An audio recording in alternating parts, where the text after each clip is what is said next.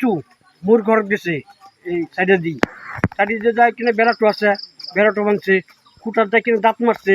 দাঁত খুঁটা ভেঙে গেল দি কিনে মোক আকর্ষণ করছে মারবার কারণে মোৰ মাইকীটো আছে লগত মাইকীটো ওলাই দিছোঁ মই দৰজা খুলি বোলে ওলা এই হাতী উমি গৈছে এইটোৱে হাতী কেইটা আছিল হাতী কেইটা আছিল মস্ত উচা এটাই হাতী ঘৰ চৰ ভাঙিছে নেকি মোৰ ঘৰ ভাঙছে কেইটা ভাঙিছে এটা কেইটামান পাইছিল তেতিয়া মোৰ ঘৰত যাই পাইছে 2:30 বজাত ইয়াৰ পৰা এক্সিডেণ্ট কৰি গৈছে আমি গম পাওঁ নাই এক্সিডেণ্টটো আমি তেতিয়া মানুহ জানো নাই ৰাতিপুৱাই গম পাইছোঁ কায়ো নাই আমি বহুত হাল্লা কৰিছোঁ ৰাতি কায়ো নাই আমাৰ বৰষুণ বেলা সময়ত আহে আহিলেও আমাৰ ঘৰত আজিকালি ভাঙা নাই আৰু হেৰিও কৰা নাই কিন্তু কালিয়া ফাৰ্ষ্ট এনেকুৱা আমাৰ যোৱাকালি ৰাতি প্ৰায় 11টামান বজাত বনৰীয়া হাতী এজন ব্যক্তিক হত্যা কৰিছে আৰু প্ৰায়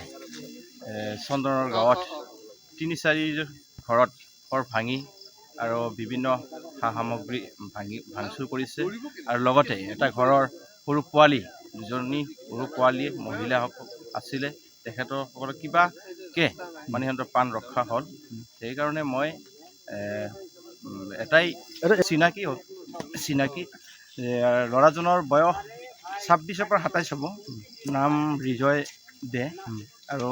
তেখেতে তামোলৰ ব্যৱসায় কৰিছিল আৰু তামোলৰ ব্যৱসায় কৰাৰ কাৰণে ইয়াতে মানে তামোল কাটে সেইকাৰণে পইচা দিবলৈ আহিছিল তেতিয়াই মানে হাতীয়ে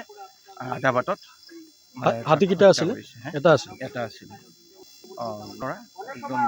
কম বয়সৰ আমি চিনি পাওঁ আৰু সেইবাবে মই এটাই মানে দাবী জনাওঁ যে এই অঞ্চলত প্ৰায়ে হাতী উপদ্ৰৱ কৰি আহিছে যে কিভাৱে আমি এই হাতীৰ পৰা যে ৰক্ষা পাওঁ এইটো আমি প্ৰশাসনক এটা দাবী জনাইছোঁ যাতে মানে এইটো অঞ্চলত কোনো টৰ্চ বিতৰণ কৰা নাই ঠিক আছে আমি আজিলৈকে দেখা পোৱা নাই টৰ্চ বিতৰণ কৰাটো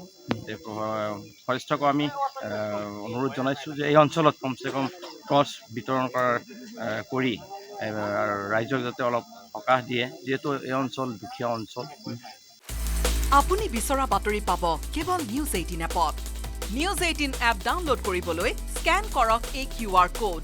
গুগল প্লে ষ্টৰতো পাব এই নিউজ 18 এপ